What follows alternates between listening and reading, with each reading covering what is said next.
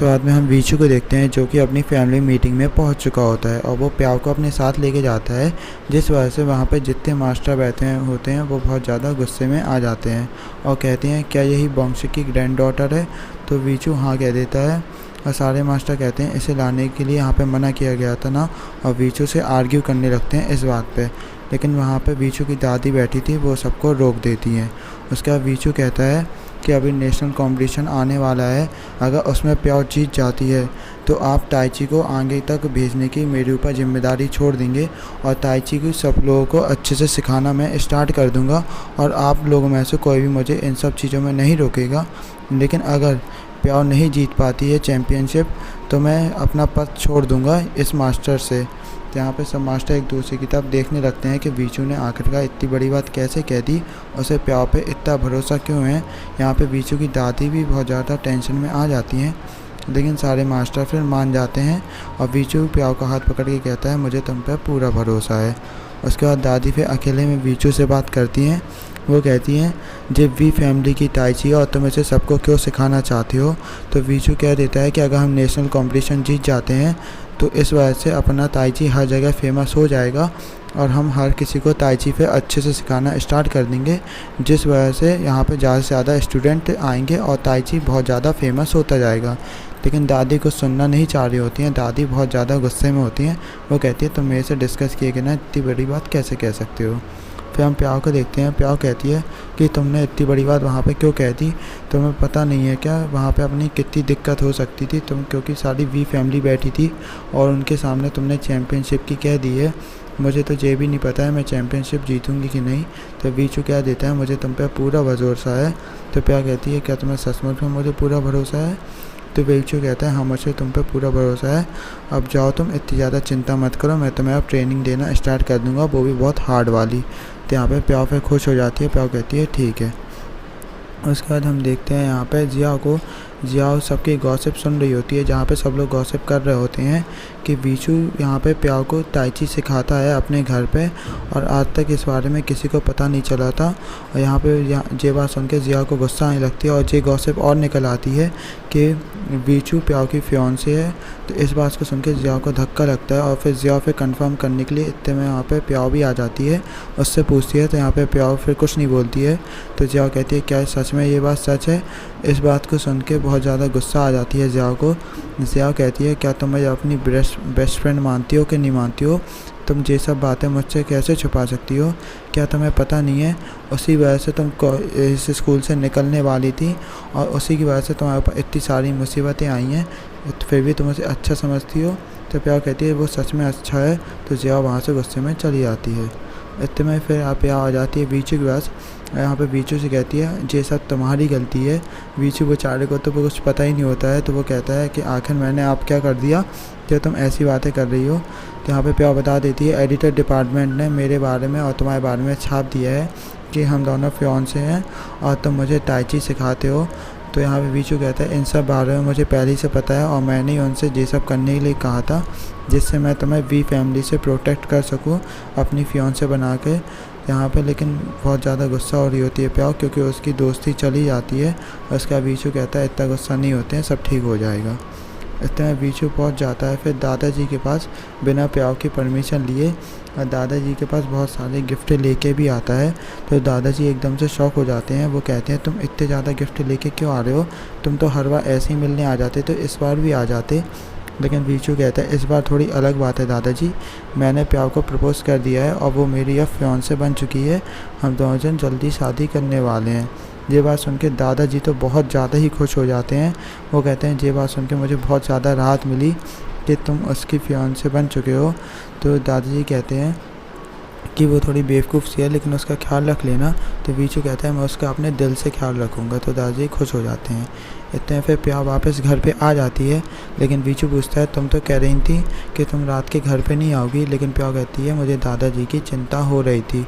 इतने फिर प्याओ कह देती है मुझे बहुत ज़्यादा चिंता हो रही है कि मैं क्या करूँगी अगर मैं इस कंपटीशन को नहीं जीत पाई, और क्या हम कुछ ज़्यादा ही जल्दी आगे नहीं बढ़ते जा रहे हैं और तुम मेरे को फियांसे तक बना चुके हो इतनी जल्दी। लेकिन वीचू कहता है मैं तुम्हारे लिए बहुत ज़्यादा ही सीरियस हूँ। और फिर वीचू प्याओ का हाथ पकड़ के ले जाता है आगे घूमने के लिए। प्याओ खुश हो जाती है। फिर इन दोनों जन को लवी डवी कपल के जैसा दिखाया जाता है, क्योंकि प्याव बार बार पीछे मुड़ के वीचू को बाई करती जा रही थी। फिर हम उसी स्ट्रेंज पर्सन को देखते हैं जो कि वीचू से एकदम लड़ने के लिए आ जाता है, लेकिन प्याव बीच में आ जाती है, क्योंकि प्याव को लग रहा था कुछ गड़बड़ है वीचू के साथ, क्योंकि वीचू आज शांति से जा रहा था। उसके बाद प्याव कहती है ये डेंजरस रोड है, चलो मैं तुम्हें घर तक छोड़ देती हूँ, यानी कि अपने घर तक। अपना घर सुन के वीचू बहुत ज़्यादा खुश हो जाता है, वो कहते हैं चलो चलते हैं। उसके बाद प्याव जैसे ही वीचू के घर पे आ जाती है तो वीचू यहाँ पे प्याव कहती है कि मुझे अपने डोम से थोड़ा सामान लेना है, तो मैं आती हूँ। तो वीचू कहता है जल्दी आ जाना, नहीं तो वो स्ट्रेंज पर्सन अगर मेरे पास फिर से हमला करने आ गया तो मैं क्या करूँगा। तो प्याव कहती है तुम अपने आप को हमेशा सेव कर लेते हो, इस बार भी कर लोगे, इसलिए मुझे तुम्हारी चिंता नहीं है, लेकिन मैं आ जाऊँगी। फिर हम प्याव को देखते हैं, वो जैसे ही वीचू के घर से बाहर निकलती है, उसी के बाद वहाँ पे इंतज़ार कर रही होती है उसका यंग। और यंग कहती है मुझे नहीं लगता है कि तुम वो कंपटीशन जीत सकती हो, और तुम वीचू के ज़्यादा करीब मत आओ, क्योंकि वो तुम्हारे आने से बहुत ज़्यादा परेशान हो जाता है, और तुम्हें क्या पता नहीं है तुमने वीचू के लिए कितनी मुसीबतें बढ़ा दी हैं। तो यहाँ पर प्याव कह देती है जी मेरे और वीचू के बीच की बात है। यहाँ पे गुस्सा आ जाती है यंग को। यंग कहती है जो एक टाइची की बात है, ठीक है।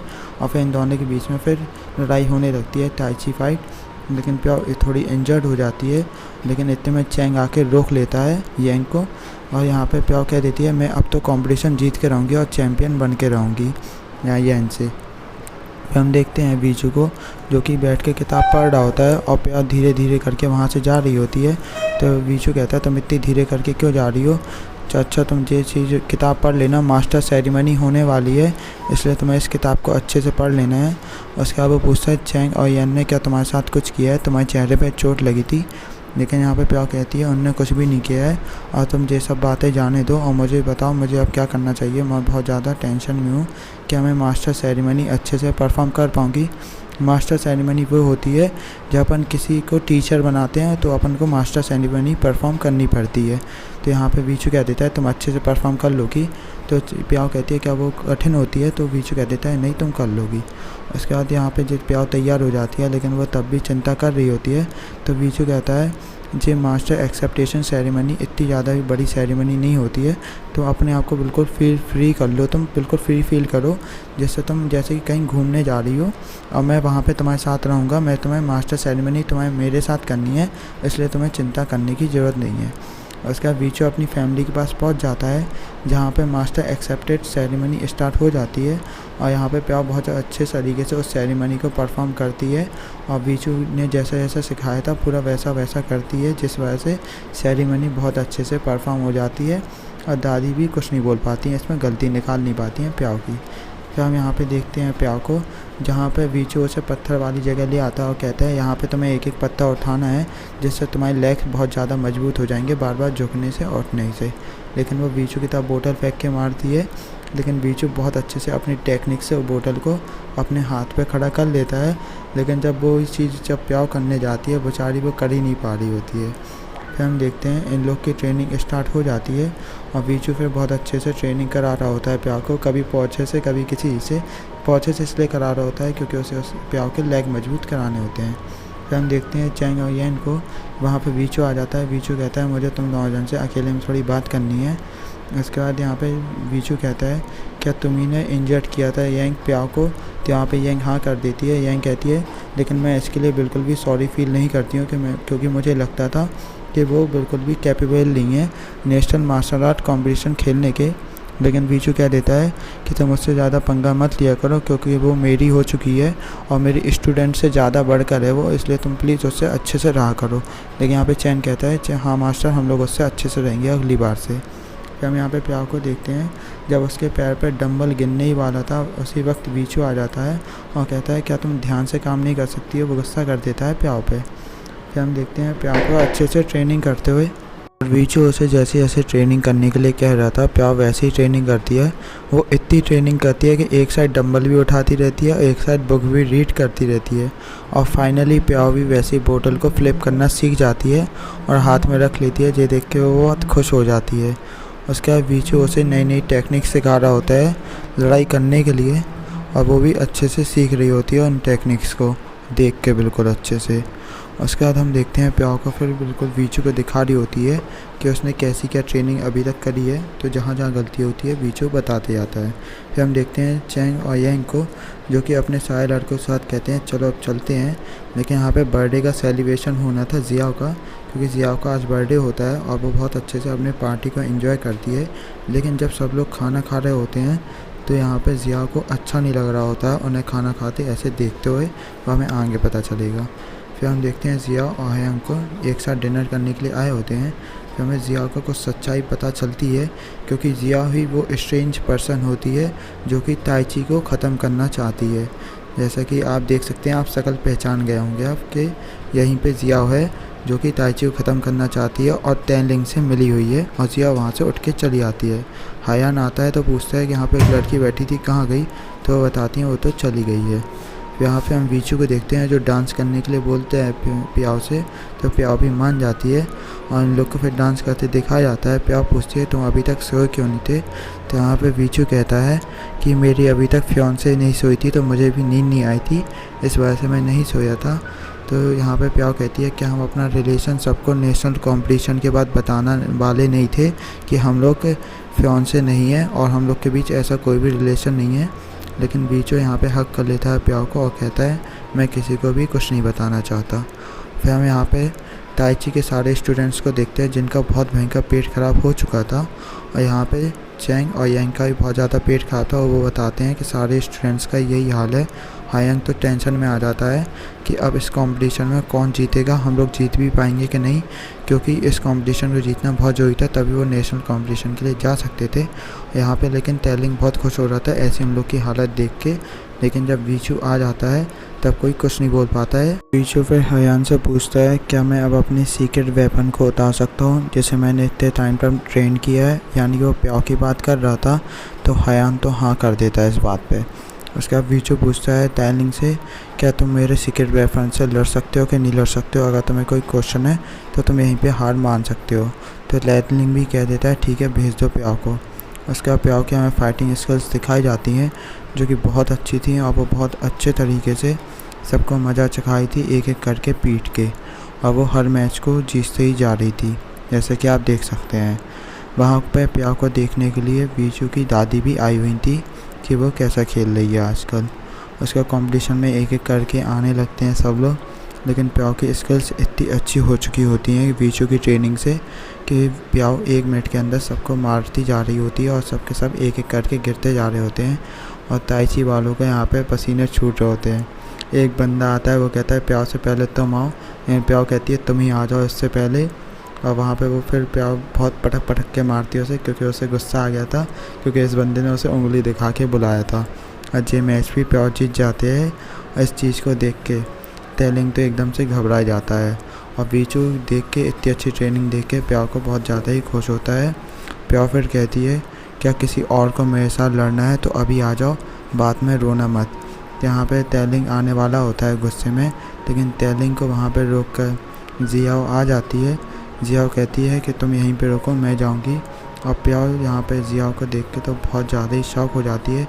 यहाँ पे प्याओ ही क्या, वहाँ पे सब लोग ही शौक हो जाते हैं, यहाँ तक कि हायान जी कह देता है तुम स्टेज पे क्या कर रही है, तुम्हें वहाँ पे चोट लग जाएगी, अभी तुम कंपटीशन के बीच में हो। और प्याओ भी कहती है अगर तुम्हें कंपटीशन देखना है तो वहाँ जाके देखो, यहाँ मत खड़ी रहो। लेकिन यहाँ पे जियाओ कहती है तुम कितनी ज़्यादा ही पागल इंसान हो, क्या तुम अभी तक समझ नहीं पाई हो कि मैं आखिरकार हूँ कौन।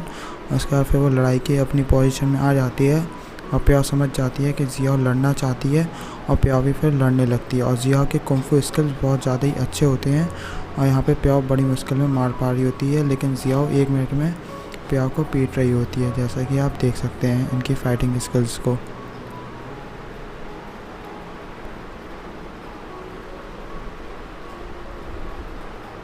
यहाँ तक कि प्याओ को इतनी चोट लगने के बाद भी वो यही बोल रही होती है जियाओ से कि अब तुम रुक जाओ और तुम ऐसा मत करो क्योंकि तुम मेरी बेस्ट फ्रेंड हो। लेकिन यहाँ पे यांग बोलती है मुझे इसकी स्किल्स कहीं देखी देखी सी लग रही हैं। उसे फिर ध्यान आता है यही वो लड़की है जो वीचू के घर उससे लड़ाई करने के लिए आई थी और वीचू को ही इसने बहुत ज़्यादा पीटा था। और यहाँ पे ये भी पता लगता है कि जियाओ का कल बर्थडे था और वही खाना लेके आई थी, यानी कि उसके खाने में कुछ ना कुछ मिला था। ये बात सुन के हायान का दिल टूट जाता है और वो वहाँ से चला जाता है। वीचू कहता भी है प्याओ से अब मत लड़ो, लेकिन प्याओ लड़ना चाह रही थी। अगर प्याओ नहीं लड़ती है तो वीचू का नाम खराब हो जाता है और अपनी पोजीशन उसे हाथ धो पड़ सकता है। इसलिए प्याओ कहती है मैं अभी लड़ूंगी वीचू से। यहीं पे ये एपिसोड एंड हो जाता है।